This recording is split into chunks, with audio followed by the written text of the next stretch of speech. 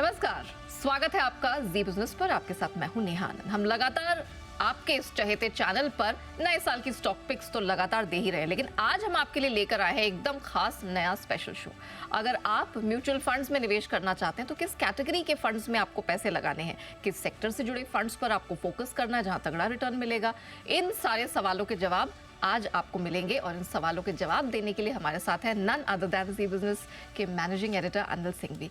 हम अनिल जी से समझेंगे उनके पसंदीदा फंड्स के बारे में। आइए करते हैं शुरुआत हमारे शो की नए साल के नए फंड्स।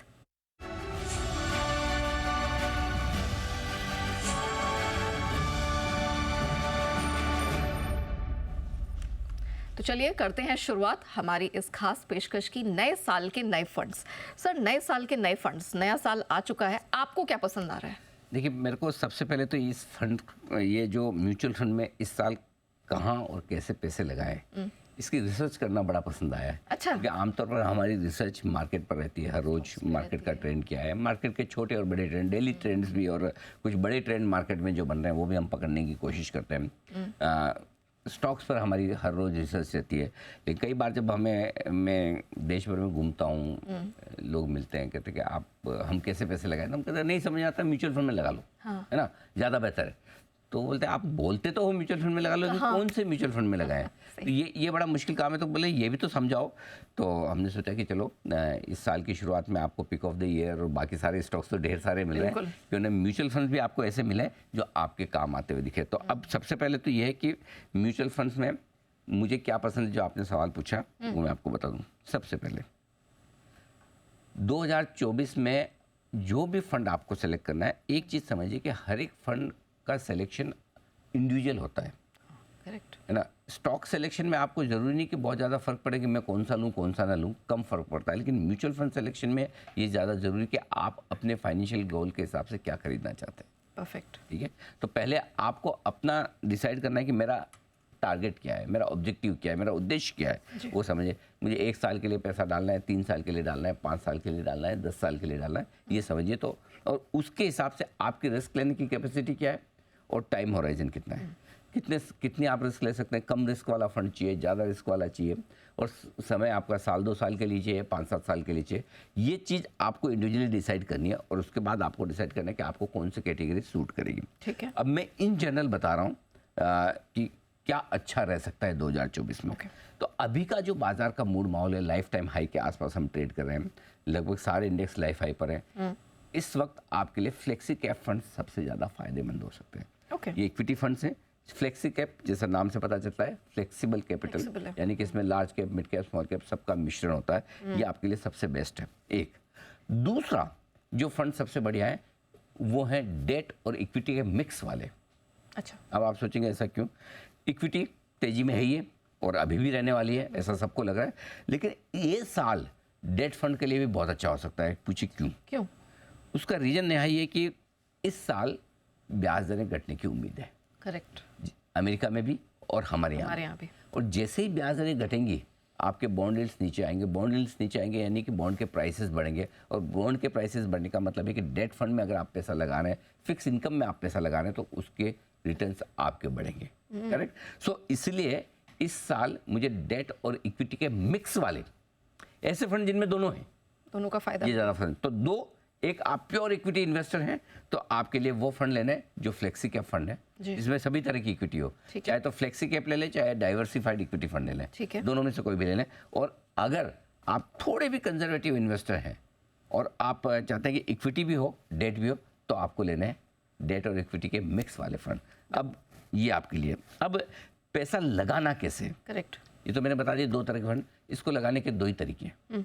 पहला तरीका तो ये कि आप मंथली SIP कर लें, हर महीने पैसा डालते रहें, सबसे आसान। ठीक है, आसान काम है। दूसरा तरीका ये कि आप थोड़े एग्रेसिव इन्वेस्टर हैं। मंथली SIP में तो दिमाग ही नहीं लगाना, मेरी तारीख फिक्स है, मेरा पैसा फिक्स है, कटता जाएगा बस, है ना। दूसरा ये कि नहीं, मेरे को थोड़ा सा मज़ा आता है कि मार्केट ऊपर नीचे हो रहा है, क्या हो रहा है, तो मैं थोड़ा अपना दिमाग लगाऊं। करेक्ट। तो ऐसे सिचुएशन में आप एक काम करिए, हर 2% निफ्टी का फॉल आता है, वहाँ आपको पैसा लगाना है। फॉर एग्जाम्पल 21,800 का हाई बनाया, 400 पॉइंट नीचे आया, 21,400 आया, मेरा पैसा वहाँ लग जाएगा। वहाँ डाल दो। और 2% फॉल पर, और एग्रेसिव ट्रेडर तो 1% फॉल पे ही लगा लीजिए।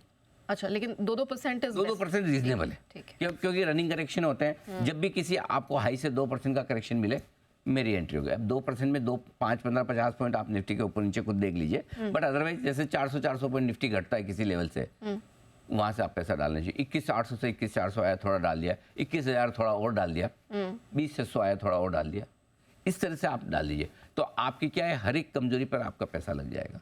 ठीक है। ज़्यादा जरूरत नहीं पड़ेगी, 5-6 इंस्टॉलमेंट से ज़्यादा की जरूरत नहीं पड़ेगी, इससे ज़्यादा आएगा नहीं नीचे, इसे चिंता न करें, ये आपके लिए है। ठीक है। अब ये तो हो गई बात उन लोगों के लिए जिनको टाइमिंग भी करनी है। हाँ। एक बात वो हो गई जिन लोगों के लिए कम रिस्क वाले पैसे लगाने। कुछ इन्वेस्टर्स ऐसे भी है कि हम तो रिस्क लेना चाहते हैं और फंड में रिस्क नहीं लेंगे तो कहाँ लेंगे। डायरेक्ट इक्विटी में जरूरत से ज़्यादा रिस्क है, तो हम इक्विटी फंड में जहाँ पैसा लगाना है वहाँ थोड़े से हम ज़्यादा पैसा लगाना चाहते हैं। उनके लिए सेक्टोरल इंडेक्स, पर्टिकुलर सेक्टर में निवेश करने वाले, एक पर्टिकुलर सेक्टर में जिन फंड्स में निवेश लगाया जाता है वो खरीद सकते हैं। उसके लिए 3 सेक्टर है। अच्छा। आईटी, फार्मा और सरकारी कंपनियां। अच्छा। इन 3 के जो आपको सेक्टोरल फंड मिलते हैं, कई सारे म्यूचुअल फंड हैं जिनके पास ये फंड्स हैं, आईटी, फार्मा और सरकारी कंपनियां। ठीक है। इनमें आप SIP कर लीजिए। ठीक है सर। आप हाँ, सो अगर आपको एग्रेसिवली जाना है तो ये सेक्टोरल फंड, पैसिव जाना है तो आपके लिए equity plus debt, moderate equity cap, flexi cap या diversified fund. Clear? Okay sir, आपने ये तो एक ब्रॉडली समझा दिया क्या करना है, कैसे करना है, कब करना है, क्या क्या तरीके। लेकिन सर हर निवेशक की ज़रूरत भी अलग अलग होती है, तो कौन कौन से अलग अलग फंड्स हैं सर जिनमें से चुन सकते हैं या उनको देखना चाहिए? देखिए, जो चुनने के लिए पहला तो मैंने बताया फ्लेक्सी कैप फंड है। हाँ। दूसरा मल्टी कैप फंड है। ठीक है। इसमें अलग अलग तरीके से फंड होते हैं, वो चुन सकते हैं। मल्टी एसेट एलोकेशन फंड है, ये भी आपके लिए इन्वेस्टमेंट के लिए अच्छे हो सकते हैं। उसके अलावा बैलेंस एडवांटेज फंड है। मल्टी एसेट एलोकेशन फंड के बाद बैलेंस एडवांटेज फंड है। एग्रेसिव हाइब्रिड फंड है। Value and Contra fund. ये मैंने टोटल फंड आपके लिए 6 तरीके के फंड चुने जो आपको इस साल पैसा लगाना है इनमें। ठीक है, चलिए तो अब एक एक करके ये जो 6 फंड्स हैं इनके बारे में समझते हैं और आपके लिए कैसे फायदेमंद हो सकता है वो जानते हैं। Sir flexi cap equity fund आपने थोड़ा आइडिया दे दिया, लेकिन जरा थोड़ा समझा सिंपल। फ्लेक्सी कैप का मतलब ये कि large cap, mid cap, small cap, इनमें तीनों में निवेश होता है और कम से कम 65% इसका इन्वेस्टमेंट इक्विटी में रहेगा। बाकी 100% भी इक्विटी में जा सकते हैं। ठीक है। और थोड़ा बहुत डेट भी कर सकते हैं, लेकिन डेट 35% से ज़्यादा नहीं होगा फिक्स इनकम। इसकी सबसे बड़ी खूबी और खासियत ये कि आपको दिमाग नहीं लगाना, आपके ब्याह पे फंड मैनेजर दिमाग लगाएगा। फंड मैनेजर डिसाइड करेगा कि इस वक्त मुझे कितना लार्ज कैप लेना है, कितना मिड कैप लेना है। पूरा 100% लार्ज कैप में चले जाऊँ, 100% स्मॉल कैप में चले जाऊँ, ये आज़ादी फंड मैनेजर को। इसका बड़ा फायदा क्या है, तीनों ही कैटेगरी के डाइवर्सिफिकेशन का फायदा मिल जाता है आपको। लार्ज कैप भी मिलेंगे, स्मॉल कैप भी मिलेंगे, मिड कैप भी मिलेंगे। इसमें सबसे इंपॉर्टेंट चीज़ जो है आपको जो देखनी हो, फंड मैनेजर की काबिलियत, उसका ट्रैक रिकॉर्ड। क्योंकि अल्टीमेटली फंड मैनेजर की टाइमिंग और स्टॉक चुनने की उसकी कैपेसिटी, वो फंड के कई सारे फ्लेक्सी के फंड ऐसे मिलेंगे जिसमें 2 फंड के बीच में अलग अलग फंड हाउस में रिटर्न 10 से 15% अलग मिलेगा। करेक्ट। कोई फंड 15% आउट परफॉर्म करता हुआ दिखेगा और किसी का 45% रिटर्न आ रहा है, किसी का 30 ही आ रहा है। इसलिए ये बहुत जरूरी है। इस वक्त जो सबसे बड़ी चर्चा मार्केट में चल रही है और जो कश्मकश है, large cap versus mid cap and small cap. सब फंड मैनेजर को बात करने में बड़ा मजा आता है। लार्ज कैप में पैसा लगाओ, ये सस्ते हैं, मिड कैप स्मॉल कैप में अनाप शनाप वैल्यूएशन हो गया, और हमारे रिटेल इन्वेस्टर सोचते हैं मैं क्या करूं, मुझे तो समझता नहीं है। तो ऐसे कश्मकश में ये फंड सबसे बेस्ट है। फंड मैनेजर को दिमाग लगाने दो, उसको फीस भी तो आप इसलिए दे रहे हैं, क्यों दे रहे हैं, है ना। सो उसको बोलो तू ही दिमाग लगा भाई, तो मैं तो पैसा दे देता हूँ। तो 2024 में ये है फंड जिनमें आपको SIP करनी है। और मेरे जो 3 पसंदीदा फ्लेक्सी कैप फंड है, number 1 Parag Parikh, one of the best fund, return भी सदाबहार फंड है, मतलब इसमें लगाना ही लगाना है आपको। पिछले 3 साल के सालाना रिटर्न है ये 29%, एक तीनों मिला के नहीं, सालाना रिटर्न है। ठीक है। HDFC फ्लेक्सी कैप 36% रिटर्न दिया है, और JM फ्लेक्सी कैप फंड, ये 3 फंड है जिनमें आप इस क्रम में लगा सकते हैं। ये आ गई। चलिए सर, ये बात तो हो गई फ्लेक्सी कैप की, लेकिन अब मल्टी कैप इक्विटी फंड पे आते हैं। मल्टी कैप मतलब मल्टीपल? बिल्कुल, बहुत नाम से आसान है, बढ़िया काम है कि पता चले। मल्टी कैप में तो अलग अलग तरीके कैपिटल मार्केट कैप वाली कंपनियां, large cap, mid cap, small cap, तीनों में 25% निवेश करना जरूरी है मिनिमम। यानी कि मिनिमम इस फंड का 75% तो इक्विटी में रहेगा ही रहेगा। बाकी 25% या तो डेट में रह सकता है, या मनी मार्केट में रह सकता है, या फंड मैनेजर अपनी मर्जी से जिस किसी में भी बढ़ाना है, उसको लगता है 50% में लार्ज कैप में रखूंगा, वो कर सकता है, 50% मिड कैप में रखूंगा। तो ये यहाँ पे भी सबसे बड़ा फायदा क्या है, आपको डाइवर्सिफिकेशन मिल जाता है तीनों कैटेगरी में। करेक्ट। लेकिन इसमें मतलब जो 25% की लिमिट है कि मिनिमम आपका 25% होना चाहिए मिड कैप में, मिनिमम 25% लार्ज कैप में, मिनिमम 25% स्मॉल कैप में, इसमें फंड मैनेजर को छूट नहीं है। 25-25 तो आपको रखना ही पड़ेगा। अच्छा 25% की लिमिट आप कम नहीं कर सकते। अच्छा 100% पैसा है, 100 रुपये आपके फंड में है, 25-25 तीनों में डाल दिए, बाकी 25 में आपकी जो मर्जी आए करिए। वो दूसरी इक्विटी में डालना है, डेट फंड में डालना है, ये आपके लिए। तो ये इसमें फंड मैनेजर के पास ज़्यादा चॉइस नहीं है कि मैं क्या करूं क्या ना करूं। इसीलिए ये फ्लेक्सी कैप से डिफरेंट है। इसीलिए फ्लेक्सी कैप, वो भी मैं आपको समझाऊंगा कि क्यों फ़र्क है। पहले मैं बता दूं कौन से फंड पसंद है मुझे इसमें। इसमें मैंने 2 ही फंड चुने हैं। एक है Nippon India multi cap fund, जिसने 3 साल में 45% के आसपास के रिटर्न दिए, और ICICI Pru multi cap fund जिसने 30% के रिटर्न दिए।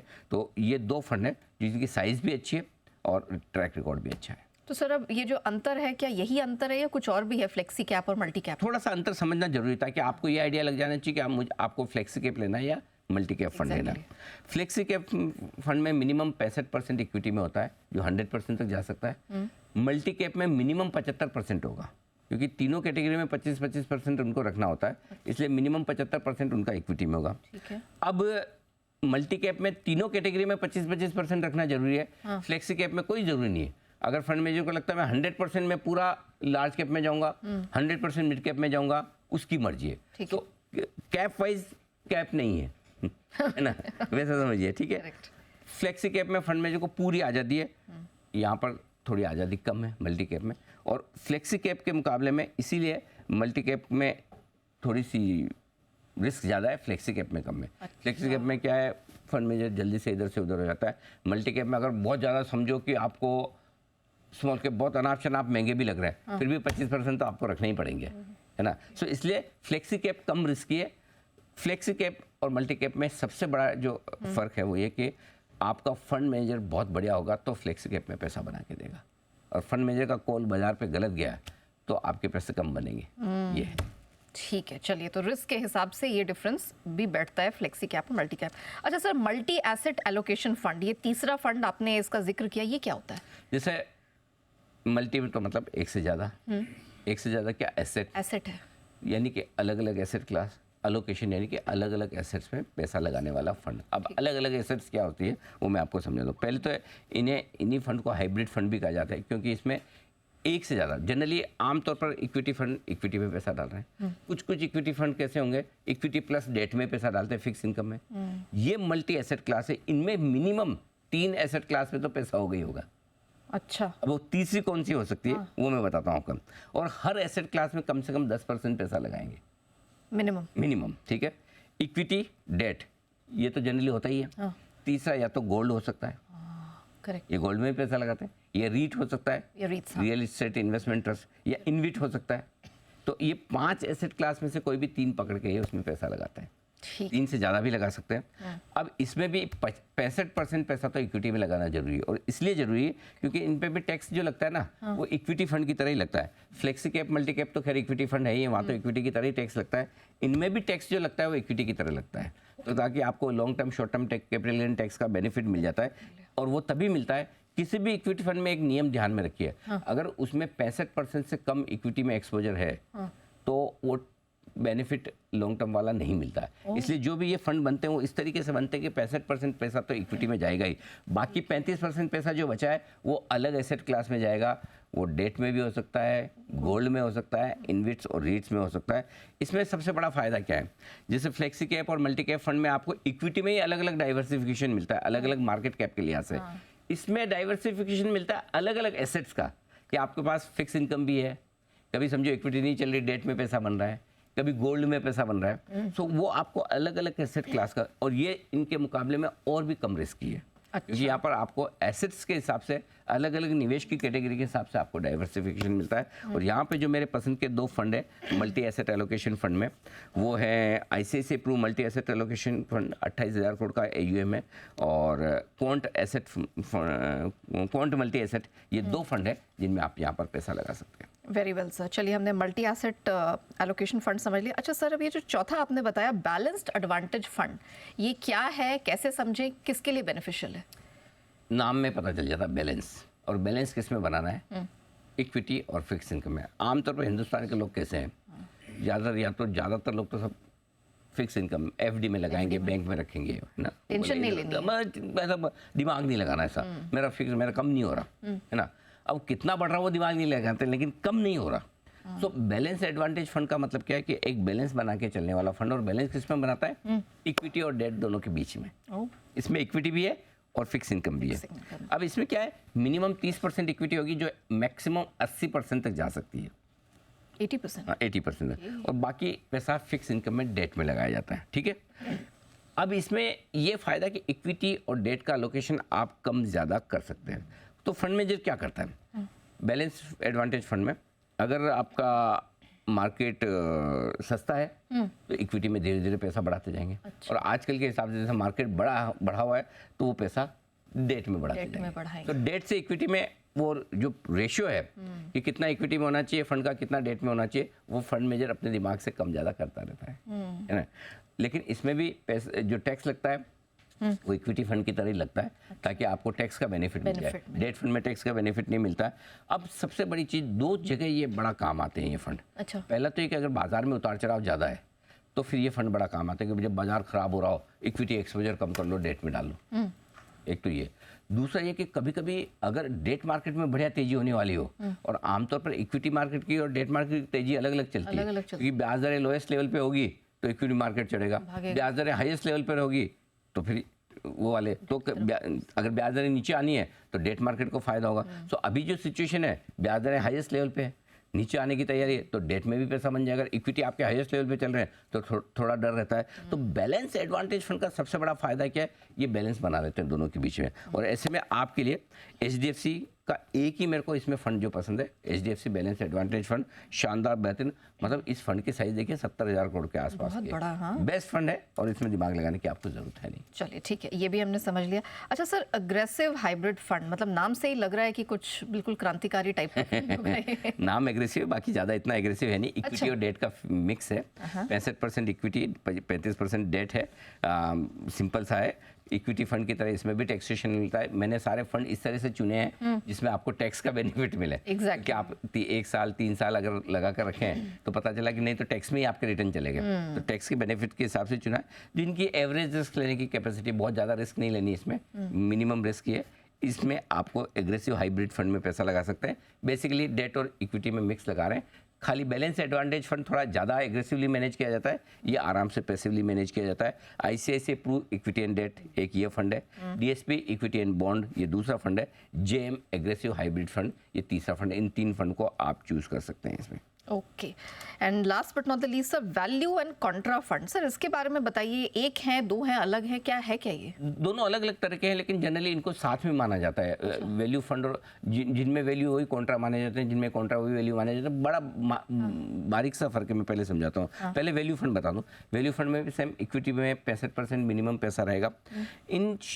ये फंड उन शेयरों में पैसा लगाता है जिनकी वैल्यू बहुत है, लेकिन आज अभी मार्केट ने उसकी वैल्यू को समझा नहीं है या अंडर वैल्यू करके रखा है। कई बार हम बोलते हैं ना, जैसे होल्डिंग कंपनियां हैं और वो वैल्यू अनलॉकिंग होगी, तो जो कंपनियां वैल्यू अनलॉकिंग करने वाली है उसके पहले अगर उनको फंड को लगता है कि इसमें वैल्यू है तो वो उसमें निवेश करते हैं। लेकिन इसमें प्रॉब्लम क्या है, रिस्क थोड़ी सी ज़्यादा है और लॉन्ग टर्म के लिए करना पड़ता है। क्योंकि वैल्यू तो है लेकिन वैल्यू वो निकल कर बाहर कब आएगी वो पता नहीं, वो नहीं पता है, वो लंबा समय लग जाता है। तो इसमें वैल्यू इन्वेस्टिंग में ज़्यादातर फंड मैनेजर क्या देखते हैं, पहले चीज़ तो ये कि कंपनी के फंडामेंटल बहुत अच्छे होने चाहिए, और दूसरा ये कि उनका कॉम्पिटिटिव एडवांटेज कितना है दूसरी कंपनियों के मुकाबले में। अगर ये दोनों चीज़ें फिट है तो फिर उनकी कैलकुलेशन में ये बैठ जाता है कि चलो वैल्यू इन्वेस्टिंग के बेसिस पे हम वैल्यू फंड में पैसा लगा सकते हैं। सो ये सीधी सीधी बात है जिसको आम भाषा में है ना, रुपए का माल 50 पैसे में 75 पैसे में चवन्नी में मिल रहा है क्या, है ना।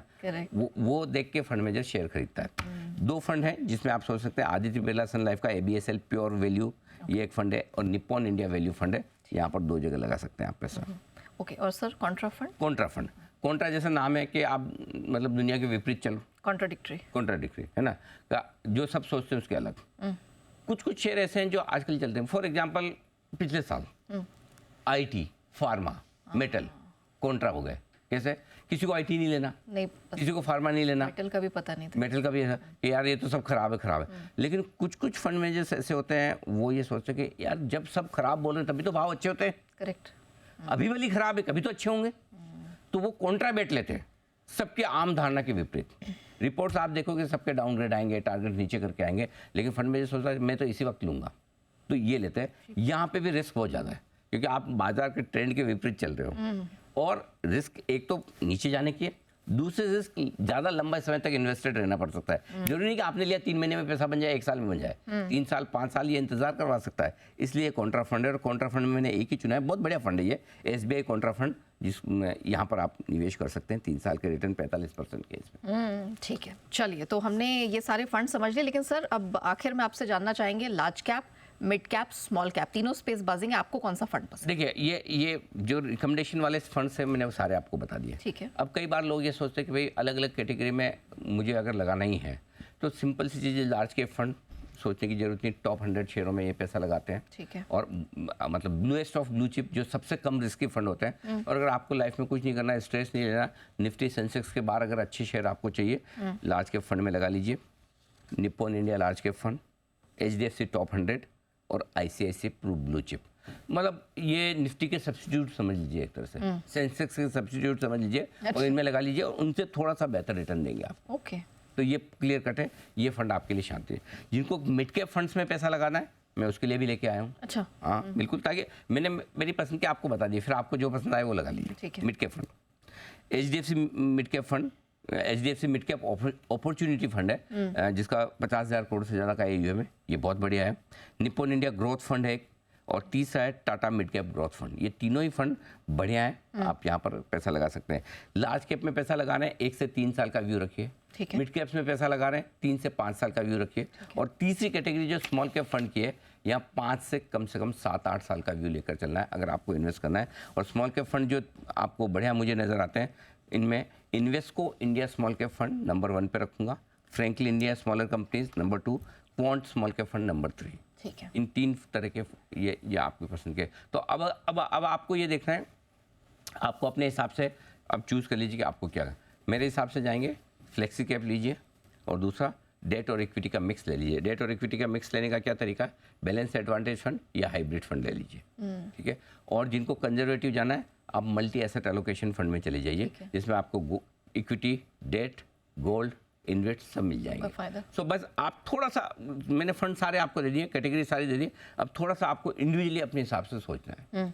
चलिए, तो अब किसी की शिकायत नहीं होगी कि अनिल जी बोलते हैं कि आप फंड्स में पैसा लगाइए और आपको पता नहीं है कि कहाँ लगाना है, कैसे लगाना है, क्योंकि ये शो है, ये आपके लिए पूरा आप एक सार बता चुका है कि आपको म्यूचुअल फंड्स में कहाँ, कब, कैसे, कितना पैसा लगाना है। ऑफ कोर्स आप इसको रिपीट भी देख सकते हैं, सोशल मीडिया प्लेटफॉर्म पर जाइए और वहाँ पर आप आराम से अपनी पेस पर, अपनी स्पीड पर देख सकते हैं। Thank you so much sir हमारे साथ जुड़ने के लिए और इतने बेहतरीन तरीके से बताने के लिए कि फंड्स में इस साल क्या कुछ करना है। तो हमारी खास पेशकश में इतना ही। बने रहिए जी बिजनेस के साथ, ब्रेक के उस पार भी खबरों का सिलसिला जारी रहेगा।